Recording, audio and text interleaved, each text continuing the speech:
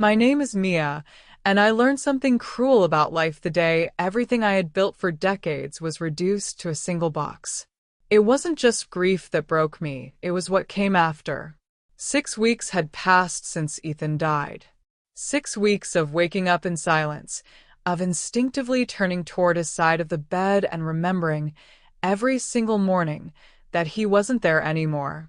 People say grief comes in waves. For me, it felt like drowning slowly, without ever reaching the surface. When the lawyer called, I thought it was just another formality. "The reading of the will is scheduled for Thursday," he said. His name was Robert Klein, and he had known us for years. There was something in his voice. Hesitation, maybe, but I was too exhausted to question it. Thursday came too fast. I wore a dark green dress Ethan used to love. He always said it made my eyes look brighter. Standing in front of the mirror, I almost laughed at the irony. Nothing about me looked bright anymore. The office felt cold, sterile, like a place where emotions didn't belong. My son, Lucas Carter, was already there when I arrived. He barely looked at me. Once, he used to hug me the moment he saw me.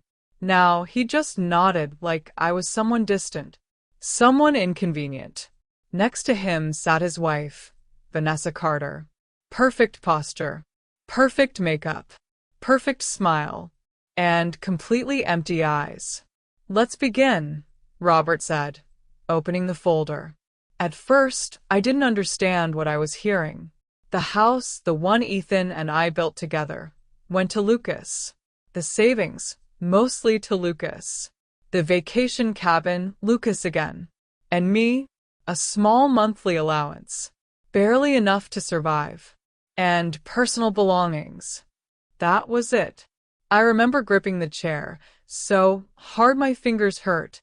"There must be a mistake," I whispered. Robert avoided my eyes. "I'm afraid not.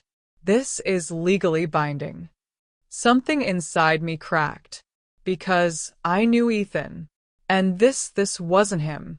But before I could process it, Vanessa stood up smoothly, already satisfied. "Well," she said lightly, "that was clear." Clear. Yes. Clear that I no longer mattered. I didn't go home after that. Not because I didn't want to, but because, apparently, it wasn't my home anymore. Vanessa had insisted I take some time away after the funeral. At the time, I thought she was being considerate. Now I understood. She was making space. For herself. I had just sat down in the small hotel room when someone knocked. I opened the door. Lucas stood there, holding a cardboard box. He didn't come in. Didn't even try. "Vanessa thought you'd want Dad's things," he said. Dad's things. 42 years of marriage, and this is what it became. He placed the box near the door. "Mia, don't make this harder," he added quietly. "Harder?" I stared at him. "Your father and I built everything together," I said. How could he leave me with nothing? He didn't answer. Because deep down, I think he didn't believe it either. Vanessa appeared beside him then, like she had been waiting. "We sorted everything," she said with a polite smile. "It all fits perfectly." Perfectly.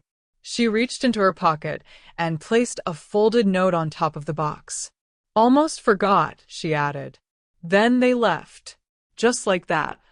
I closed the door slowly. For a long moment, I just stood there. Then I picked up the note. My hands were shaking. I unfolded it. "This is everything you deserve." I didn't cry immediately.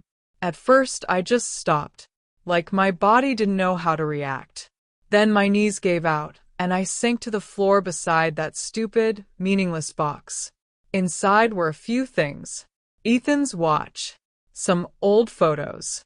His glasses. A worn sweater. Fragments. Pieces.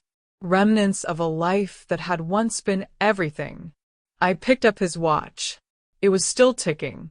Time moving forward like nothing had happened. Like he hadn't died. Like I hadn't just lost everything. That night I realized something important. Grief hadn't been the worst part. Betrayal was. Because grief is pain you expect. Betrayal is pain that rewrites your entire reality. And as I sat there on the cold hotel floor, surrounded by memories reduced to objects, one thought kept repeating in my mind. Something was wrong. Deeply wrong. Ethan would never have done this to me.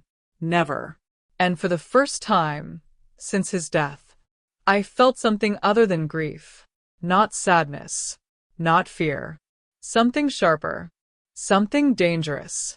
Suspicion. The next morning didn't feel like morning at all. It felt like a continuation of the same long, sleepless night, stretched thin across time. I hadn't really slept, just drifted in and out of uneasy thoughts, each one circling back to the same question: why would Ethan do this to me? And every time I asked it, the answer felt wrong. Not unclear, wrong. I was sitting on the edge of the hotel bed, still wearing yesterday's clothes, when my phone buzzed. It took me a moment to recognize the sound, like I had already started disconnecting from the world. The screen lit up with a name I hadn't expected to see. Clara Bennett. I answered, but no words came out. Mia, her voice was sharp, alert. I've been calling you. What happened? And just like that, the silence broke. Everything I had been holding in since yesterday came out in a single, uncontrollable wave. I don't even remember what I said, only that I couldn't stop. I'm coming, she said immediately. Don't move. She didn't wait for an answer. Clara arrived in less than 20 minutes. She always moved fast when something was wrong. It was one of the things I loved about her. No hesitation, no unnecessary words, just action. The moment she saw me, she stopped. Oh, Mia.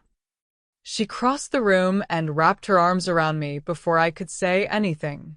And that's when I finally cried properly. Not the quiet tears from yesterday, but the kind that shake your entire body. We sat together for a long time before I managed to explain everything. The will, the house, the money, the box, the note. Clara listened without interrupting, but I could feel the tension building in her.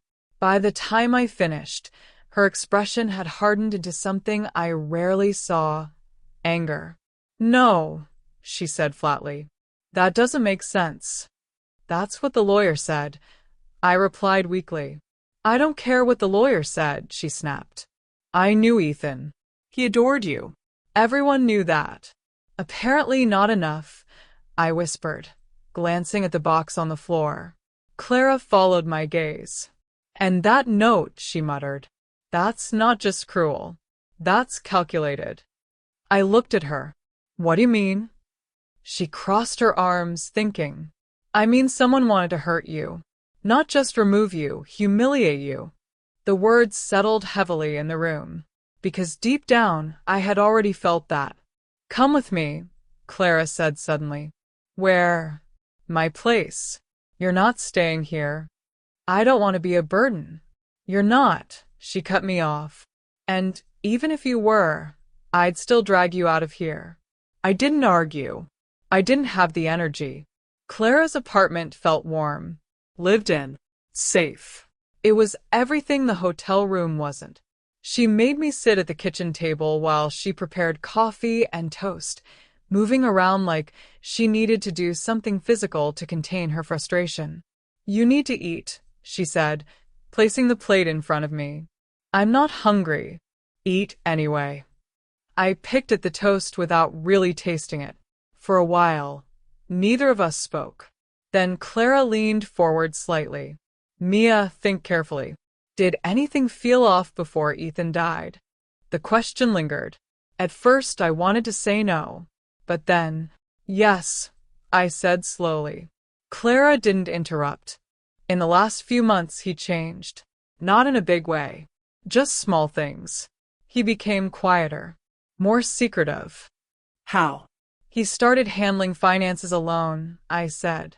We always did that together. And sometimes I'd walk into the room and he'd stop talking on the phone. Clara's eyes narrowed. Who was he talking to? I don't know. And Vanessa? She asked. That name alone made something tighten in my chest. She was around more, I admitted, always offering to help, especially when Ethan got weaker. Clara leaned back slowly. There it is. What? She inserted herself at the perfect moment. I didn't respond, because it sounded too deliberate, too calculated, too possible. Before I could process it further, the doorbell rang. Clara frowned. Are you expecting anyone? I shook my head. She walked to the door and opened it. A moment later, she came back, but she wasn't alone. Standing behind her was my granddaughter, Sophie Carter. Grandma. She rushed toward me and hugged me tightly. And just like that, something inside me softened. Sophie, what are you doing here? I told Mom I was going to the mall, she said quickly. Then I took a ride here. Clara smirked. Smart girl. Sophie pulled back, studying my face. You look tired. I am, I admitted. She hesitated. Something's wrong at home, she said quietly. Clara and I exchanged a look. What do you mean? I asked. They're already changing things, Sophie continued. Mom is selling Grandpa stuff. Like, immediately. My heart sank. Selling. Yeah. His watches, his collection, even the painting from your trip. That's not hers to sell, I said automatically, but even as I said it, doubt crept in. Legally, maybe it was. Sophie lowered her voice. And they're fighting. Who? Mom and Dad. At night. They think I can't hear, but I can. Clara leaned forward. What are they arguing about? Sophie hesitated. Documents, she said. Mom kept saying something about needing to handle everything quickly, and that Dad should have gotten rid of something. A cold feeling spread through my chest. Gotten rid of what? I asked. I don't know, she said. But it sounded important. Silence filled the kitchen. Heavy. Thick. Real. That was the moment everything shifted. Until then, I had doubt. Now, I had direction. I looked at the box Clara had brought from the hotel. Ethan's things. The ones Vanessa thought were worthless. I reached for it slowly. What are you doing? Clara asked. I don't know yet, I admitted. But I think I've been looking at this the wrong way. I opened the box again. This time, not as a grieving wife, but as someone searching for answers. I picked up Ethan's glasses. His watch. His wallet. Ordinary things. But Ethan was never careless. Never random. He planned everything. Always. If something was wrong, if someone had manipulated his will, if there was something he couldn't say directly, then maybe he left something behind. Not just memories. Clues. I looked up at Clara and Sophie. I think he knew, I said quietly. Knew what? Clara asked. That something was going to happen. Sophie's eyes widened. You mean, Grandpa suspected something? I nodded slowly. And if he did, then he wouldn't just leave me with nothing. The room fell silent again. But this time it wasn't empty. It was charged, like something had just begun. For the first time since the funeral, I didn't feel helpless. I felt focused. And somewhere deep inside me, beneath the grief, beneath the betrayal, a new feeling started to grow. Not anger. Not yet. Something colder. Something sharper. Resolve. That night, I didn't sleep again, but this time it wasn't because of grief. It was because my mind wouldn't stop working. Every detail, every memory, every small moment from the past months began to rearrange itself into something new, something clearer, something far more disturbing than I had allowed myself to believe before. It was like watching a picture slowly come into focus, except the image that was forming wasn't just painful, it was dangerous. By morning, I knew one thing for certain. I couldn't sit still anymore. Clara noticed it immediately.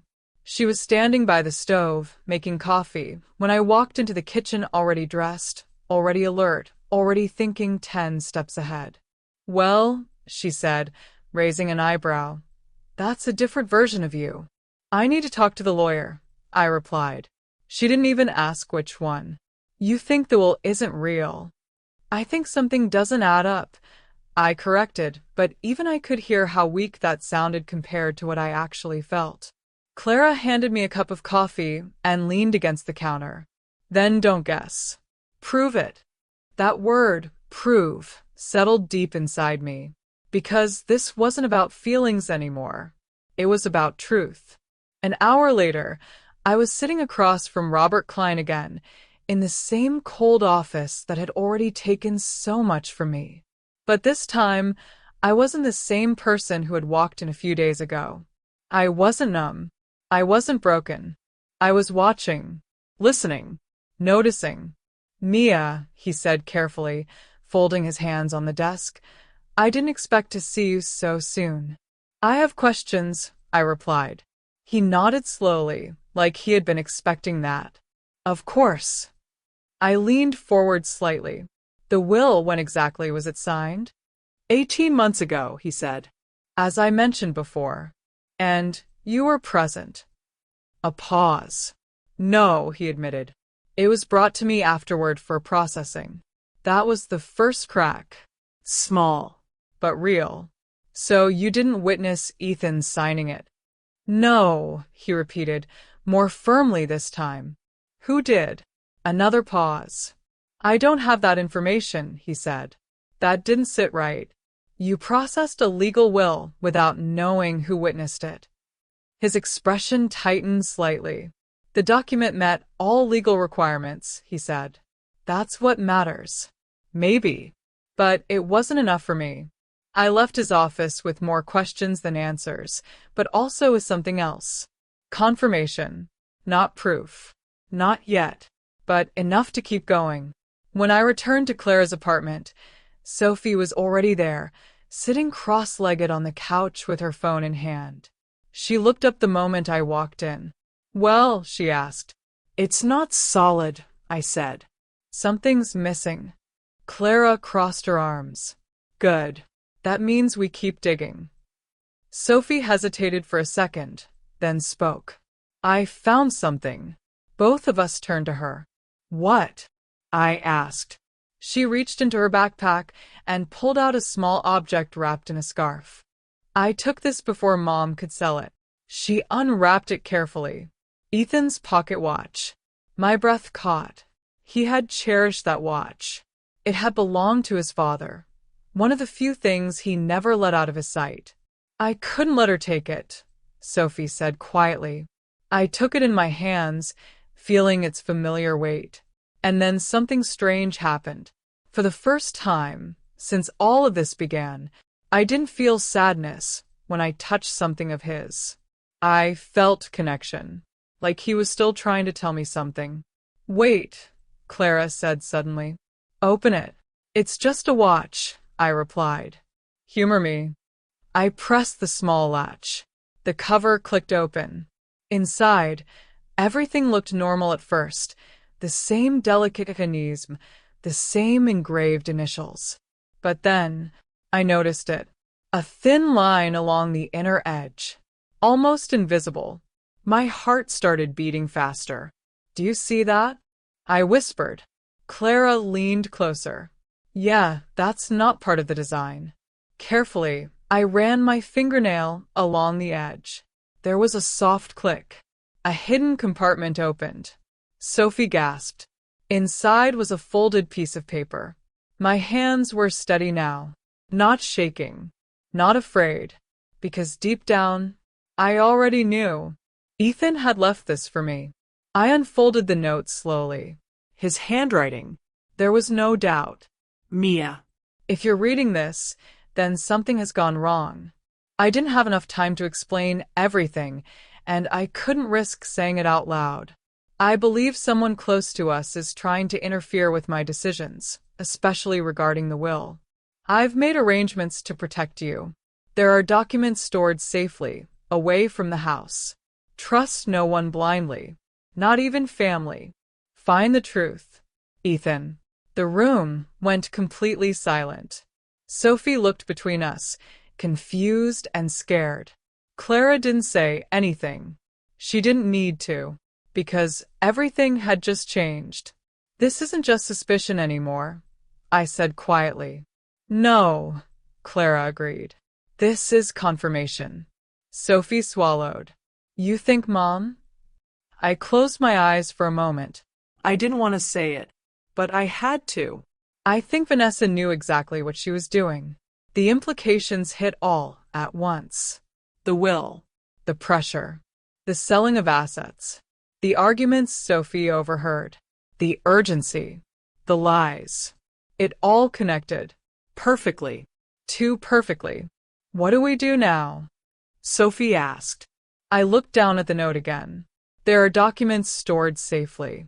That was the key. Not guesses. Not theories. Evidence. I follow his instructions, I said. Clara nodded immediately. Good. And I don't tell anyone what we found, I added. Especially not them, Clara said firmly. Sophie hesitated. What about Dad? I thought about Lucas, about his silence, his distance, his weakness. And then I remembered something Ethan once told me. A good heart doesn't matter if it's easily controlled. Not yet, I said. That evening, as the sun began to set, I sat alone by the window, holding the watch in my hand. The hidden compartment now empty, but its message louder than anything. Ethan had known. He had planned. He had prepared, not just for his death, but for what would come after. And Vanessa? She thought she had won. She thought she had erased me, reduced me to a box, a note, a memory. But she made one mistake, a critical one. She underestimated him. And she underestimated me, because now I wasn't just grieving. I was searching. And once you start searching for the truth, you don't stop. Not until everything is exposed. I closed my hand around the watch and whispered softly. I'm listening, Ethan. The note changed everything, but it didn't give me answers. It gave me direction. And direction is dangerous when you're dealing with people who believe they've already won. That night, I didn't sit in grief or confusion. I planned. I replayed Ethan's words over and over again, not as a wife mourning her husband, but as someone trying to understand a message that had been carefully hidden for a reason. Documents stored safely away from the house. That meant one thing. Whatever he left behind, Vanessa hadn't found it. And if she hadn't found it, then she was still looking. By morning, I knew where to start. Ethan had always been methodical, almost obsessive when it came to finances and legal matters. He trusted very few people with important documents, but there was one place he had relied on for years, his accounting firm. Not just for taxes or numbers, but for security, for discretion, for control. If he had hidden something, there was a strong chance it would be there. I told Clara everything before leaving. She didn't try to stop me, she never did, but she did insist on one thing. You don't go alone, she said firmly. I have to, I replied. If Vanessa is already suspicious, the last thing I need is to make this look like something bigger than it is. Clara studied me for a moment, then sighed. Fine. But you call me the second anything feels off. I will. Sophie was quieter that morning. She watched me from across the room, her expression more serious than I had ever seen before. Grandma, she said softly, be careful. I walked over to her and placed my hands on her shoulders. I will, I promised. But the truth was, I didn't know what I was walking into. The office looked exactly the same as I remembered. Clean, organized, almost too calm. The kind of place where nothing ever seemed out of place, which made it perfect for hiding something important in plain sight. The receptionist greeted me politely, but there was a flicker of recognition in her eyes when I gave my name. I'd like to speak with someone about my husband's files, I said. She hesitated, then nodded. Of course. One moment.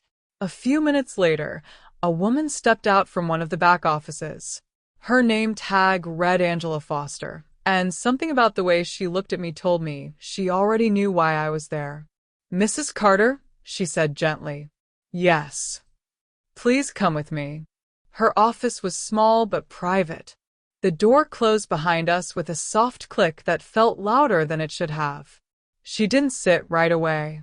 Instead, she looked at me carefully, as if deciding something. I wasn't sure if I should call you, she admitted. My heart skipped. Call me about what? She took a breath. About 4 months before your husband passed away, he came here personally. That wasn't unusual, but he wasn't himself. He seemed worried, not sick worried. I felt my pulse quicken. What did he do?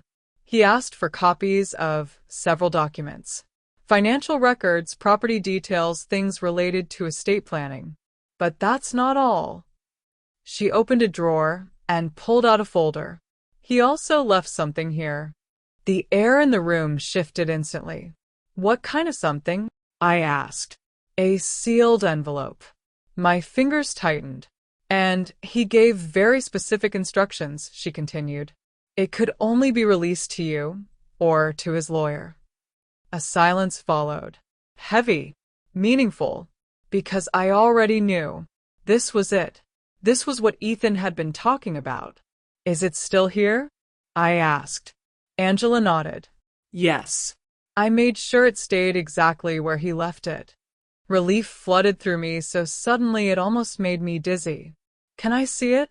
She hesitated again. And this time, I understood why. There's something else, she said quietly. My stomach dropped. What is it? Yesterday, she said, lowering her voice slightly, your daughter-in-law came here. Everything inside me went cold. She had a letter, Angela continued, supposedly signed by you. It authorized her to collect all remaining documents related to your husband. I felt like the floor had disappeared beneath me. That's impossible, I said. I never signed anything. I know, Angela replied. That's why I didn't give her anything. Isterte her. You didn't. She shook her head. The signature didn't feel right. And your husband was very clear about his instructions. So I told her I needed approval before releasing anything. My heart was pounding now. Not from fear. From certainty. Vanessa knew. Maybe not everything, but enough to be desperate. She's going to come back, I said. Angela nodded. I thought so too. Another silence. Then she reached into the drawer again. And this time, she placed a sealed envelope on the desk. My breath caught. There it was. Simple. Unmarked except for one thing. Ethan's handwriting. For a moment, I couldn't move. All the questions, all the doubt, all the pieces, leading to this. You should take it, Angela said softly. I reached for it slowly, almost afraid it would disappear if I moved too quickly. The paper felt heavier than it should have, as if it carried more than just documents, as if it carried truth. Thank you, I said, my voice barely above a whisper. She gave a small nod. Whatever is in there, I think he wanted you to find it before anyone else could. I met her eyes. And I will. I didn't open it there. I couldn't. Some things shouldn't be rushed. Some truths deserve space. When I stepped outside, the air felt different. Sharper. Clearer. Like the world had shifted slightly without anyone noticing. I got into my car, placed the envelope carefully on the passenger seat, and just sat there for a moment, thinking, breathing, preparing, because this was the turning point. Vanessa had tried to get this. That meant whatever was inside was powerful enough to destroy everything she had built. I picked up the envelope, running my fingers over Ethan's handwriting. You knew, I whispered. You knew exactly what you were doing. And now, So did I. But one thought stayed with me as I drove away. One that refused to fade. One that made everything even more dangerous. If Vanessa had already tried once, she wouldn't stop. And next time, she wouldn't make the same mistake. I didn't open the envelope right away, even though every part of me wanted to tear it open the second I got back into the car. There was something about it, the weight, the silence, the finality, that made me pause. Ethan hadn't hidden this for nothing. He had protected it, planned it, trusted that I would find it when the time was right. That meant one thing: whatever was inside wasn't just important, it was decisive. And once I opened it, there would be no going back. By the time I reached Clara's apartment, my hands were steady again, but my thoughts were sharper than ever. This wasn't fear anymore. It was clarity. Clara opened the door before I even knocked, like she had been waiting the entire time. "Well?" she asked immediately. I didn't answer. I just held up the envelope. Her expression changed instantly. "Is that?" "Yes." She stepped aside without another word. Sophie was in the living room, and the moment she saw us, she stood up. Her eyes went straight to the envelope in my hand. "That's it, isn't it?" she whispered. I nodded. We didn't sit right away.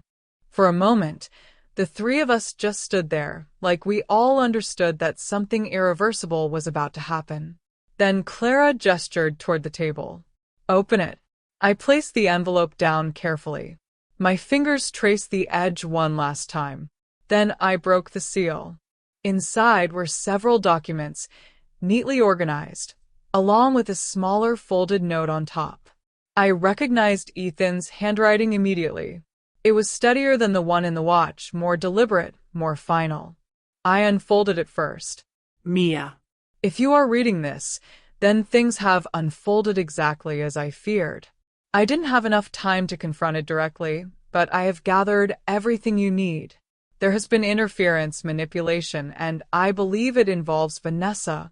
I could not prove everything while I was still alive without creating more damage, but I have documented enough to reveal the truth. Do not confront them blindly. Read everything carefully. And remember, truth does not need to shout. It only needs to be revealed. Ethan. The room was completely silent. Sophie sat down slowly. Clara didn't move at all. And I felt something shift deep inside me. Not pain. Not anger. Something colder. Control. I set the note aside and began going through the documents. The first was a will, but not the one that had been read. This one was dated 3 months before Ethan died, and it was completely different. The house, shared between me and Lucas, with lifetime residency guaranteed to me. The savings, primarily to me, with structured allocations for Sophie. The properties, divided fairly. Everything was balanced. Everything was intentional. Everything was Ethan. Clara let out a slow breath. This is the real one. Yes, I said quietly. There's no doubt. But that wasn't the most important part. Not even close. The next documents were something else entirely. Records. Notes. Dates. Transactions. At first, they looked like ordinary financial papers. But then patterns began to appear. Transfers that didn't make sense. Access logs. Changes made without clear authorization. And then, a transcript. My hands tightened as I read it. It was a conversation, recorded, between Vanessa and someone else. Are you sure this will work? Her voice read clearly in the typed transcript. Yes, the other voice responded. As long as the signature matches and the witnesses are handled, it will hold up. And there's no way to trace it? Not unless someone knows exactly what to look for. A pause. Then Vanessa, again. Good. Because once this is done, everything changes. Sophie covered her mouth. Clara swore under her breath. And I didn't react at all. Because I wasn't surprised anymore. There was one more name in the transcript. The man she had been speaking to. Thomas Reed. That's the same name, Sophie said quickly. The one from the card I told you about. I nodded. Yes. Clara leaned forward. So she didn't just influence things. She planned it. She orchestrated it. I corrected. Everything made sense now. The urgency, the control, the confidence. She hadn't been guessing. She had been executing a plan. And Lucas? That question lingered. Heavy. Uncomfortable. Do you think he knew? Sophie asked quietly. I didn't answer immediately, because the truth wasn't simple. I think, I said slowly, he chose not to ask questions. Clara nodded. That's worse. Maybe it was. Maybe it wasn't. But right now, it didn't matter. What mattered was this. I had proof. Not suspicion. Not theory. Proof. I leaned back in my chair, looking at the documents spread across the table. For days, I had felt like I was chasing something invisible. Now, it was all right in front of me. Clear. Complete. Undeniable. So, what do we do? Clara asked. I looked at her, then at Sophie, then back at the documents. There are two options, I said calmly. Option 1, I take this to court. Clara nodded slowly. That would destroy her. Yes, I said. Forgery, fraud, attempted theft. It would all come out. Sophie looked uneasy. And option 2? I picked up the real will, held it in my hands, felt its weight, its certainty. I give them a chance. Clara frowned. A chance? Yes, I said. To fix it. Quietly. She stared at me. After everything she's done? I met her gaze. This isn't about forgiveness. I paused. Let the words settle. This is about control. Silence filled the room again. But this time, it wasn't uncertain. It was precise. Focused. Because for the first time since all of this began, I wasn't reacting anymore. I was deciding. And Vanessa? She still thought she was ahead.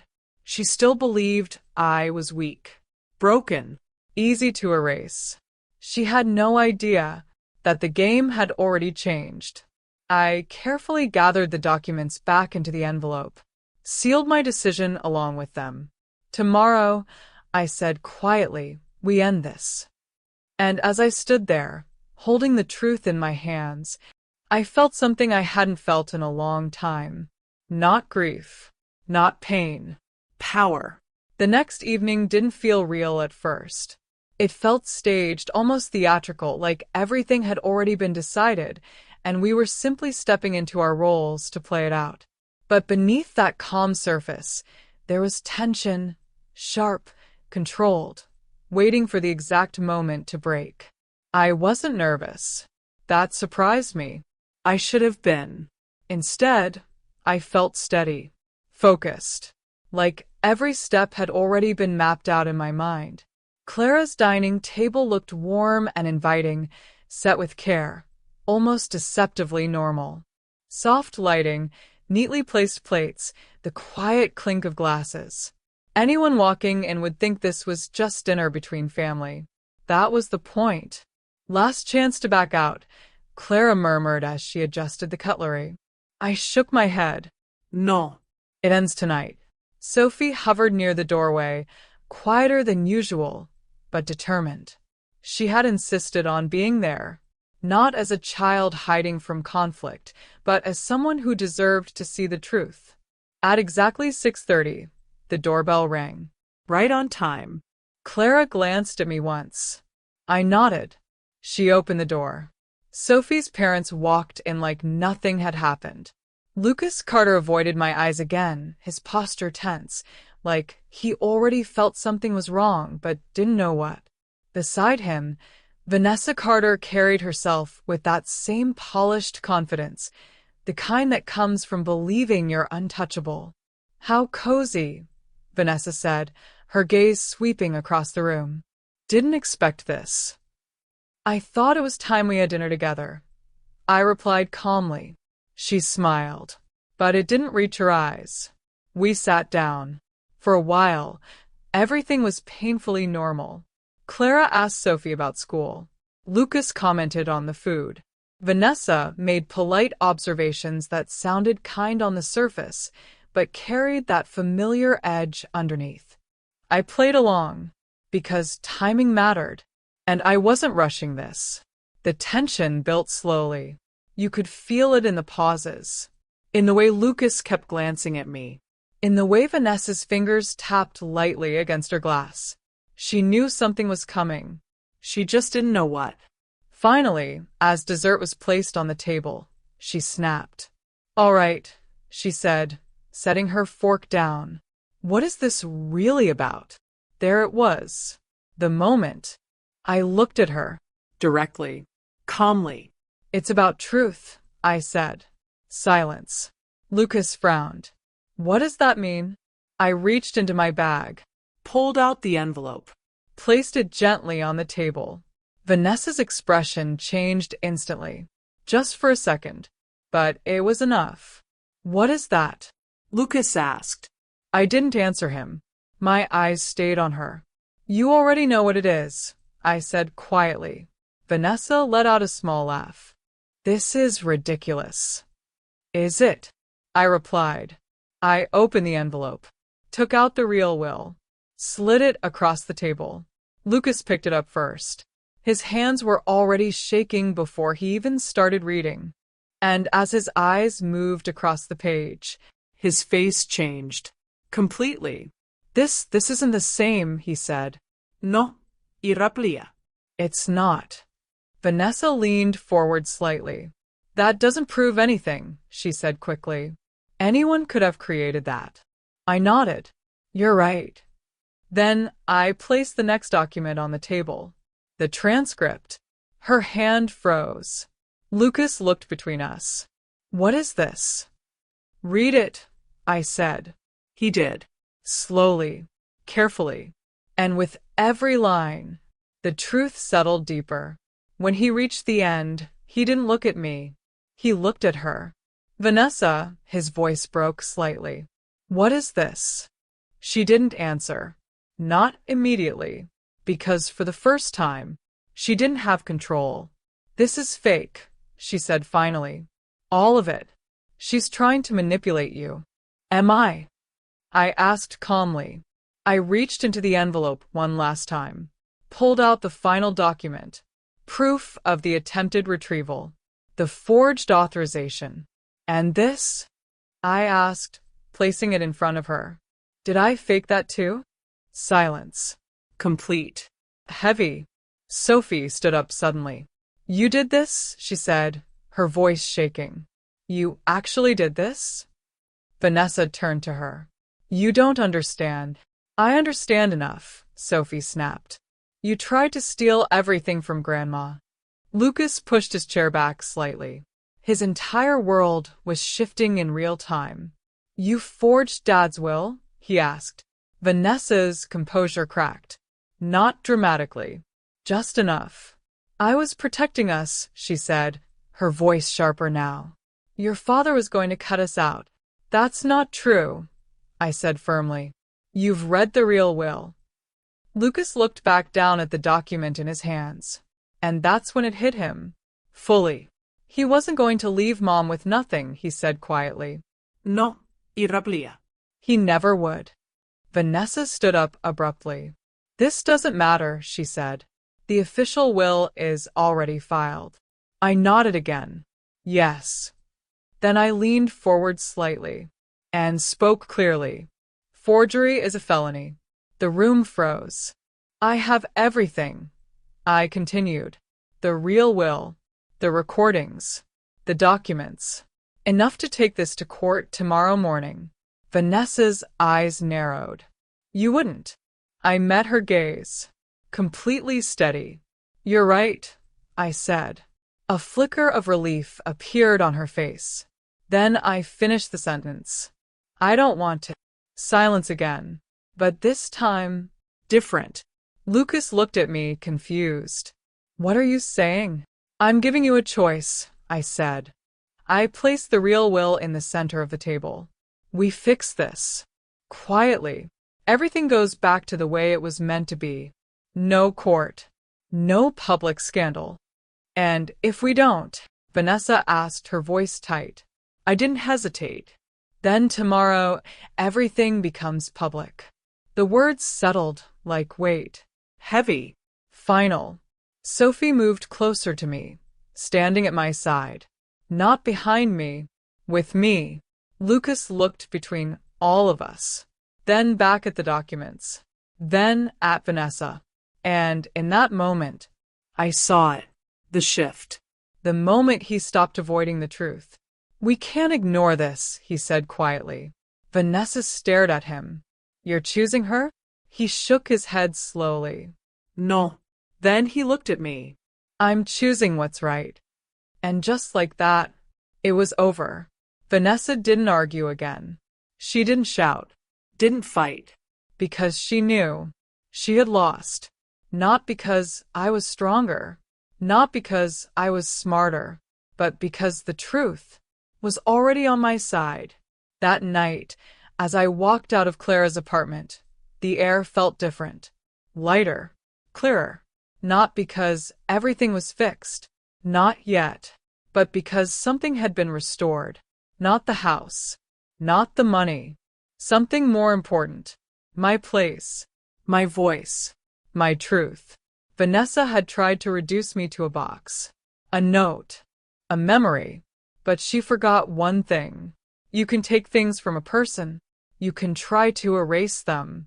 You can even rewrite the story. But truth always finds its way back.